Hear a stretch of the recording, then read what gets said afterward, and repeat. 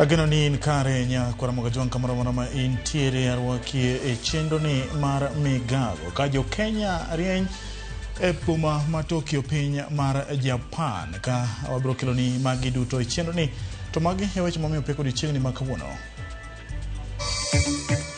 Achija dek ma itudo kod nek okil Chalo Mbobu e thuolo bang' dadhoge.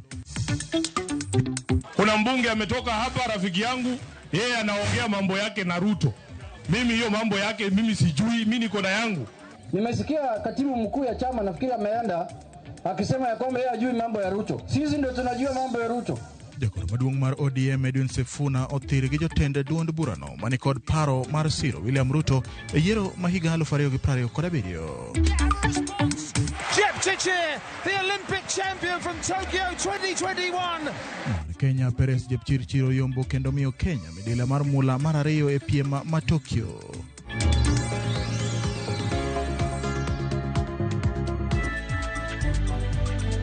Machigni nya kwa mga jang nyalo tudri kodwa e namba mar 3-6-0-0 ka bende wantira achiel ukale mbui mar Facebook ka achiel kod YouTube. Machigni nyinga en James Opondo. Deng'wech ma Kenya Perez Jepchirchir obedo jaloch e ng'we kinda ng'we mag World Athletics Championships madhi nyime boma ma Tokyo e piny mar Japan. Perez notieko thuolo mokwongo tok ringo kuom seche 2 dakika 24 gi nyiriri 4-3 kendo yombo jang'wech mawuok e piny mar Ethiopia Tigist Assefa mane oringo kuom seche 2 dakika 24 gi nyiriri 4-5. Ma en midila mar mula mar 2 ma Kenya oseloyo piem gi tok jang'wech mathere ng'enyi Beatrice Chebet bende loyo midila mar mula e ng'we mag mita 1000 biching manyoro. Leading out Tigist Assefa, less than a meter now between them. But Jepchirchir for Kenya grits her teeth and moves past Assefa, who hasn't yet had a response. Jepchirchir, the Olympic champion from Tokyo 2021, is going to dominate once again and take the headlines and gold.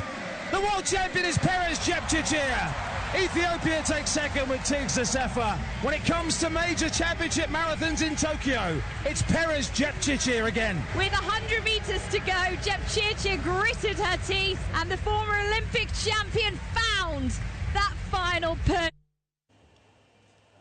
Mwego poda dhi nyime odiochieng' ma kawuono ka Ferdinand Omanyala bende bro ringo e nus finals mag ng'we mag aputh njiri kata mita 100 ka finals bende mag mita 1000 kidieny mag yowuoyi bende ibro ring kochopo saa 9:30. Ka wadhi nyime ni jagoro mar ODM Edwin Sifuna kod jotelo mamoko e duond bura mar ODM wacho ni gibiro chiwo jachung' madhi laro kom jatend piny kod William Ruto yiero ma higa 2027. Sifuna olose kaunti ma Mombasa gwenge mag Miritini kar chung' od bura ma Jomvu. Kata kamano jotelo mamoko e duond bura no kaka Ali Hassan Joho kod jakom mar ODM Gladys Wanga osingo ni gibiro siro jatend piny William Ruto yiero mabiro. Weche mane omi lwedo kod jatend kweth manoke od bura Junet Mohamed. Junet okoni gi sani gi yango ni gini sirikal mar manywanda kendo ng'at mawacho weche mademiri riwruok mar ogai mar ODM Raila Odinga kod William Ruto kos bedo gi luoro en jasigu mar dongruok. Rafiki yangu, yeye anaongea mambo yake na Ruto. Mimi hiyo mambo yake mimi sijui, mimi niko na yangu. Mimi nasema chama cha ODM kikijiandaa vizuri 2027 tunaweza kutoa rais. Na hata huyu Joho anaweza, kwani hawezi? Mimi nataka chama cha ODM chichukue uongozi na tumechoka kungojea kama vijana. Nimesikia katibu mkuu ya chama nafikiri ameenda akisema ya kwamba yeye hajui mambo ya Ruto. Sisi ndio tunajua mambo ya Ruto. Yeye labda hajui kwa sababu yeye siku hizi anatembea na mama anaitwa Wamushomba. Najua Wamushomba haelewi mambo ya Ruto na haelewi mambo ya broad based na haelewi mambo ya ambayo inaelekea wapi na imetoka wapi. Sasa ukitembea na Wamushomba utajua namna gani mambo ya broad based. Na yeye ndio secretary general yetu lakini hajui mambo ya Ruto. Sisi ndio tunajua mambo ya Ruto na tuko katika broad based government. Si namna hiyo? Na nataka niwaambie wote wajue sisi kama watu wa huku, mimi kama waziri wa serikali hii tumeamua hatutoki serikali kwanza, pili tunajipanga 2027 tuko na rais wetu 2032 tukitaka hicho kiti. Tukitaka. Ama muelewe hiyo. Jatend Wiper Kalonzo Musyoka kwayo jatend piny William Ruto mondo chiw ler e gima omiyo jolweny ma Jubaland Ni gwenge mag Mandera. Kalonzo wacho ni jolweny go goyo kambi e sikund primar moro gino mar rocho somo e sikundno kendo miyo jodak mag gwenge go luoro. Kalonzo wacho ni jolweny go man kod gige lweny donjo e pacho ka miyo loko skundno mar dak gino mamiyo jopuonjre wuok e klese kendo luoro opong'o chuny jodak matong' Kenya kod Somalia. Yeye apendelei upande wa Somalia kimeumana, watu wameingia Mandera. Jeshi Mandera. Wasomali wa Mandera vile mnahofia hapa wanakimbia kujificha. Wameingiliwa na jeshi kutoka Jubaland. Na watu wanasema, msituogope, tumeelewana na wakubwa wenu. Ruto alikuwa deputy mbaya. Ungekuwa na uwezekano utoke wapi akuwa good president. Hello. His Excellency Kalonzo Musyoka was the deputy of Kibaki, and they did the best job any president this country has ever done. And that's why we are saying he's the excellent candidate and the next president of the Republic of Kenya to make Ruto one term. Josiasa mag Kenya Kwanza mawuok e gwenge mag Masawa mar Kenya kwa jodak ma alworano mondo osir jatend piny William Ruto kagiwacho ni gwenge go oseyudo dongruok mathoth koda ka mago mag pur kod thieth kowuok kuom sirikal kotelnegi kod jagoro maduong' mar weche ngima oganda Mary Muthoni, gavana ma Embu Cecil Mbarire kod jakom duol mochung'ne choko osuru KRA Nderitu Muridhi gikwayo jodago ni kik weche manono miwacho kuom jatend piny Ruto mi gikwed sirikal e buchgi mar adek mane otimore Embu bang' lorruok e counties ma Murang'a kod Kirinyaga. Gikwayo jodakgo mondo mi ondikre e bwo SHA kosingo thieth makare ne jopiny.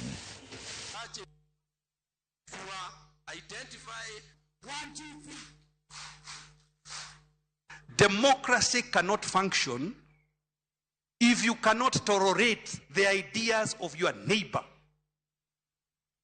Na sio lazima jirani yako akubaliane na wewe. Hiyo sio demokrasia. Jirani yako atakuwa na idea tofauti, na hiyo ni sawa, hiyo ndio demokrasia.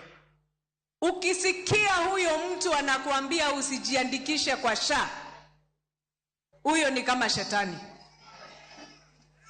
Ni kwa sababu huyo mtu anakuambia usijiandikishe kwa sababu yeye akona kadi ya kumpeleka UK, akona kadi ya kumpeleka India, akona kadi ya kumpeleka kila mahali, hata US kwenye anataka kwenda kutibiwa. Wewe uko na hiyo kadi? Akikuja kwenu tumuambie potelea? Apotelee wapi? Mimi nataka kushukuru President William Ruto kwa sababu hii movement, naita movement kwa sababu ya ile kazi wanafanya, movement ya CHPs huku Embu County na Kenya mzima, imewezeshwa na yeye kuwa support. Na kama sisi watu wa Embu tunasema asanti kwa ile kazi ametufanyia, tunasema asanti kwa masoko ile ametujengea. Jagoro maduong' mar kotu Francis Atwoli opwoyo jatend piny William Ruto kuom bedo kod romo kod jopuonj ma pacho ka kendo go kodgi mbaka. Atwoli okoni loso kod jotije kendo leronegi kama sirikal osechope kod weche mamulo dwachgi en ranyisi mar dewo jotich. Okoni riyo mar bero sekta mar somo pacho ka ni malo kendo kotudore kod jopuonj to kenge mabeyo ibiro chopie romono nyo obedo e kar jota mar jatend piny gi jopuonj mohingo 10,000. Has made a very wise move and a very fast move to make sure that he strengthens the arm of teaching and our education by meeting teachers and teachers fraternity. This has encouraged and has boosted the morale of teachers and the morale of parents who have their children in schools, and I know this will go a long way in making sure that our children in schools are okay, and all that are required to be done by teachers is done. Nyakuru mgojonga daka oyeo ma adunda kwani kikide mboni kech pod wan gi weche mathoth.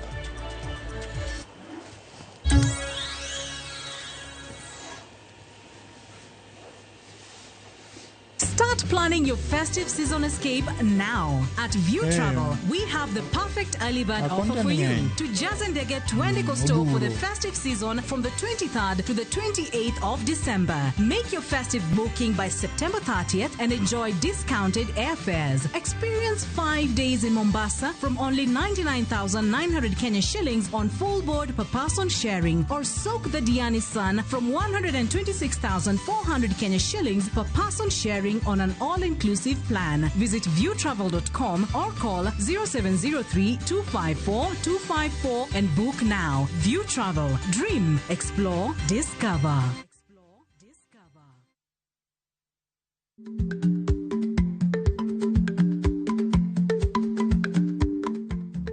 Gwang iwito gi lawe, matiende ni gimarach ijwango ajwanga nikech onge berne kata matin.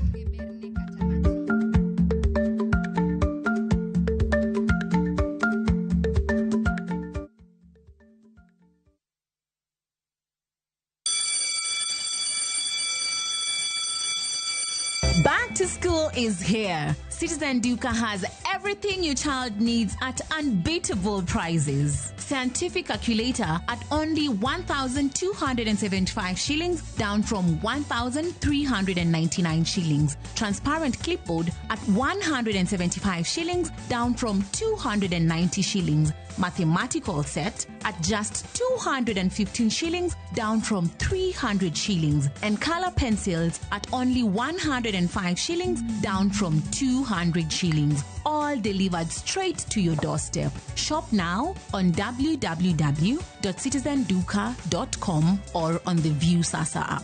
Citizen Duka, the home of discounts. Citizen Duka, the home of discounts.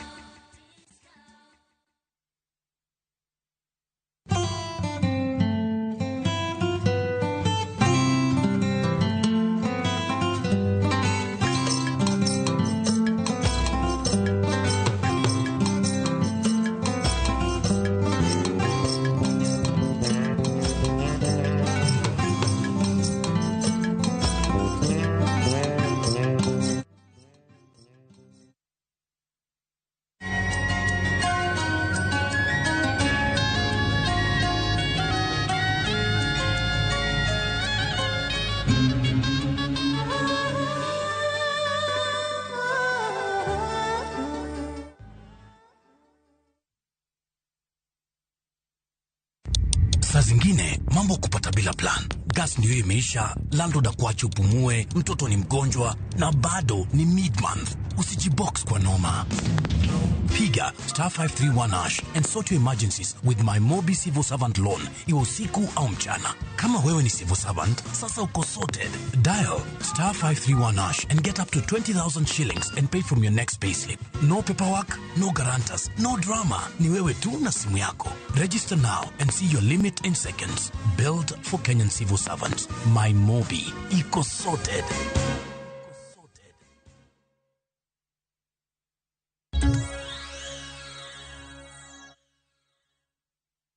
Machigni kendo, Jatend Piny William Ruto ne ochamo muma kod singo mar kilolo kuroke siasa mapacho ka kinde campaign mage kod tok ka otelo. Ruto ne onyonore ni kata nade okobitimo mosruok mora mora kod ogai mar ODM Raila Odinga. Telo mar Ruto osekalo e auka mag siasa chakre ng'anyo mag Azimio kod loch mare ng'anyo mag Gen Z kaachiel kod pogruok kod jalupne machon Rigathi Gachagua e kind mamoko. Jafwambo marwa mar siasa Chris Owino kolonwa chal mar siasa e bwo tend Ruto. Toka otelo ka jatend piny Kenya mar Abij, jatend piny William Ruto ne osingo mar kelo lokruok pacho kae e weche mag telo, weche mag siasa kaachiel kod ochumi. Chenro mare mokwongo mar kelo lokruok e weche mag siasa pacho kae ne en tieko weche mag mosruok bang' yiero maduong' kaka yo mar nyayo telo makare kuom bedo gi kweth mobalo kod sirikal motegno mar keto sirikal tesre. Jeshi mkuu wa majeshi yote ya ulinzi ya Kenya. Thuolo machuok bang' kao telo, tend William Ruto ne ochomore tir kod auka mar Azimio mar kwedo yiero mare, idho malo e nengo chiemo, pek mar ngima, medruok e osuru ma ijuogo jopiny kod onge mar tich e kind rowere. Kuom thuolo mar dweche ang'wen, boma maduong' ma Nairobi kod gwenge mamoko ma pacho kae, ng'anyo mapek ne okwako piny kendo kelo tho mar ji mohewo 50, kethruok mag mwandu kod ohala kaachiel kod liet mar siasa. Azimio ne onyonore ni tend William Ruto nyaka duok piny nengo chiemo kod pek mar ngima e kinde ma sirikal to ne oramo ni onge ng'ato mabiro nyisogi kaka onego gita sirikal margi. Bang' chung' motegno kod goyo kor, ogai mar ODM Raila Odinga kod jatend piny William Ruto ne ochungo ng'anyo kendo miyo twak thuolo kokalo e chenro mar NADCO e kar maduong' ma Bomas of Kenya. Twak mag NADCO ne okweyo liet mar siasa kendo miyo Ruto lwasi mayom madhi nyime kod keto singo mane omiyo jopiny. Kapok buru mag ng'anyo mag Azimio oduono, auka mapek mipimo kod hurricane ne omonjo piny Kenya kendo yiengo tend Ruto radar. Rowere mag Gen Z ne obago ng'anyo mar tipo kendo monjo kaachiel kod wang'o od bura e kwedo chik mar omenda mar 2024. Obila ne orakore kod Gen Z kendo weyo ji mohewo 40 ka owito ngimagi kod ji mamoko mathoth kod hinyruok. Gimomiyo ng'anyo nitie nikech ne ok winjgi. Nobody was listening to these people. Ng'ama ne winjogi onge. To nyaka president winj gima ji wuoye, gima ji wacho, dwach ji nyaka winji. Mane maduoko ng'anyo piny. Wach mar finance bill. Ji nokwere ni finance bill ok wadwar. To thungo ji e bunge. Ok mano onyuolo gini. Bang' neno ni yie mare dhi nimo kalure kod sinani mag Gen Z, Ruto ne ogoyo bade piny kendo wuoyo sirikal mare kaachiel gi rwako jotend migepe mag duond bura mar ODM e piny owacho mar Manywanda. In line with the powers given to me by Article 1521 and 1525B of the Constitution and Sections 12 of the Office of the Attorney General's Act, decided to dismiss with immediate effect all the cabinet secretaries and Attorney General. Okang' makamano ne en ataro kod chung' mare e kinde mokalo ni ok obi rwako kweth mabalo e piny owacho mare. At least bang' mosruok, bang' kelo sirikal, kelo ng'ato ka ng'ato maya kamoro amora together, miyo ng'ato nyalo bedo gi oganda moko nyalo bedo gi feeling ni gin achiel e sirikal mantie no. To mano e gima onego bedi kaka kawamanyo unity mar sirikal. Tiende ni bang' kura korumo, ji te biro kaka oganda achiel. Pogruok mosebedo king'iyo kura mosekalo go te, kichako gi regular report, ibiro nyaka NADCO report, en ni ji arbiter or majority bedo bitter nikech gipani owegi oko to owegi oko nyaka chi. Bedo makoro ODM obede sirikal ni onge gimo konyo nikech problems mag jo Kenya pod dhi mbele. Kiwacho about unemployment, pod wan gi unemployment.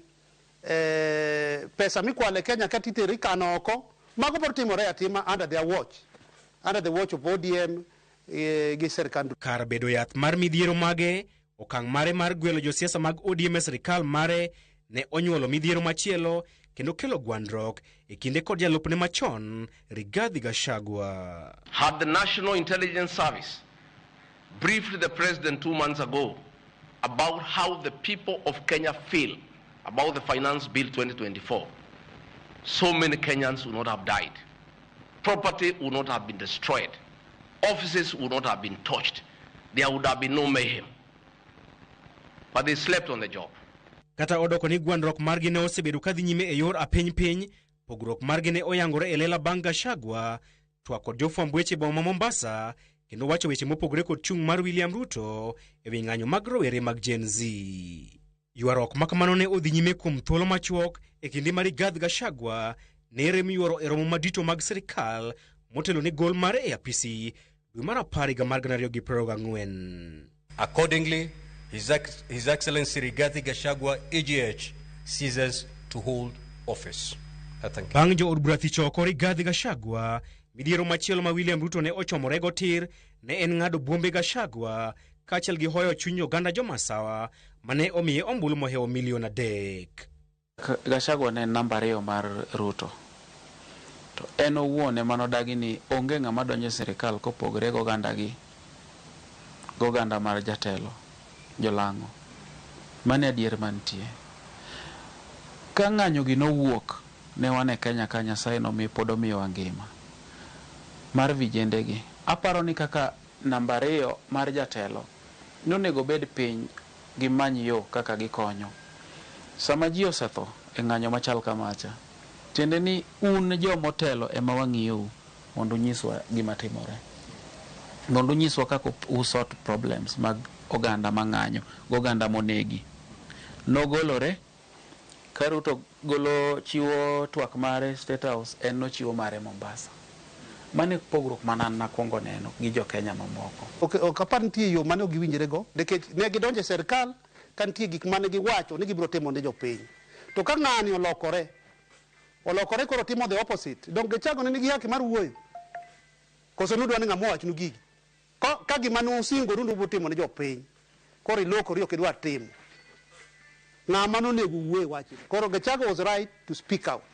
Girieko mare, Ruto ne ogwelo Profesa Abraham Kithure Kindiki kaka jalupne manyien, kendo duoko lemo makamano gwenge mag Masawa e okenge matemo bero osiepe kinde kod jo Masawa. E buch ten migepe mare manyien, Ruto ne ogwelo moko kuom josiasa man kod lony malach mawuok e gwenge mag Masawa kaka Lee Kinyanjui, William Kavogo, Mutahi Kagwe e kind jotelo mamoko. Me God. So help me God. Ruto bende osebedo kaluorore gwenge makaluo imbo mar Kenya kadho wadh nam chumbi kachiel gi Nairobi e sero johera mag Raila Odinga kachiel gi chwalo chenro mag dongruok e gwenge makamago.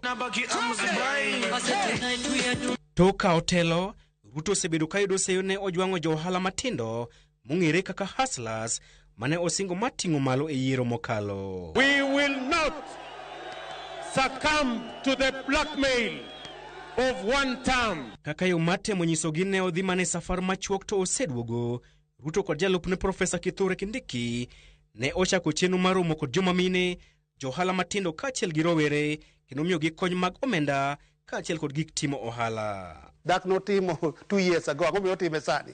Ok ong'e ni yiero biro next year. Campaign chakore 2026. Emo mine no kakoro timo ma. Nikech very desperate.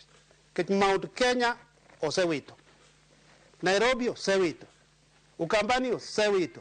Western Kenya osewito. Jonon siasa wacho ni mano en okang' matemo duoko rowere kod joma mine e okapu mare motelo ne yiero maduong' mabiro.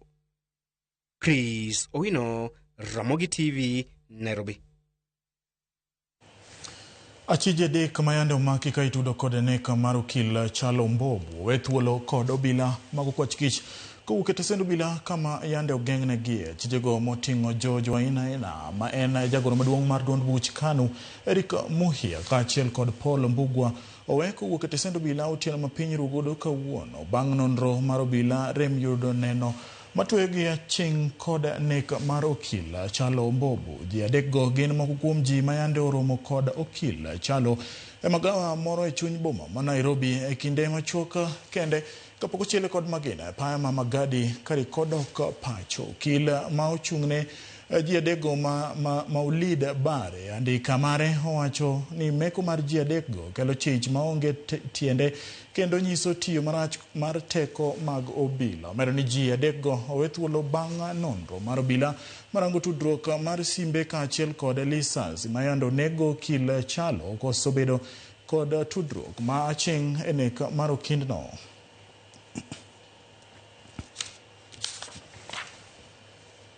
Jatend piny William Ruto koni kapok odeko to gedo mar kar alama manie kar jot mar jatend piny Nairobi ibiro chak ger. Ruto mane oyoro alam makawuono e kanisano lero ni ber loso kar alam machiwo luoro ne Nyasaye. Kindeno bende omedo ni riwruok kod kwe mar piny en okang' madwaro oganda jo Kenya duto mondo maki motegno. Omedo ni Kenya osegoyo okenge makare mag bero ngima kod ochumi kaluwore kod yuto mabiro kowuok e pur mayudo mijing'o kod koth machwe thurka.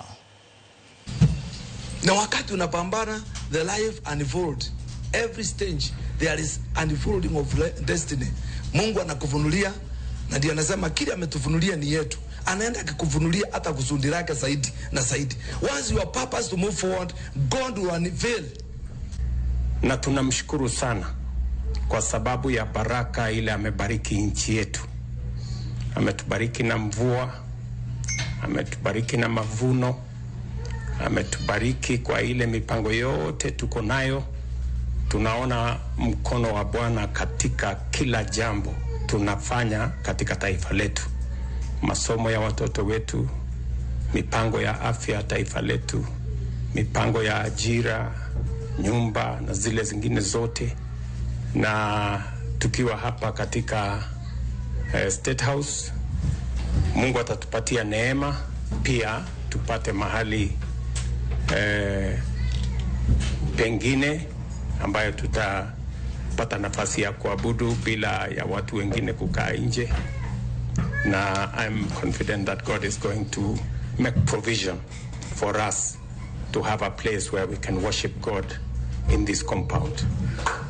Kwa hivyo, asanteni sana.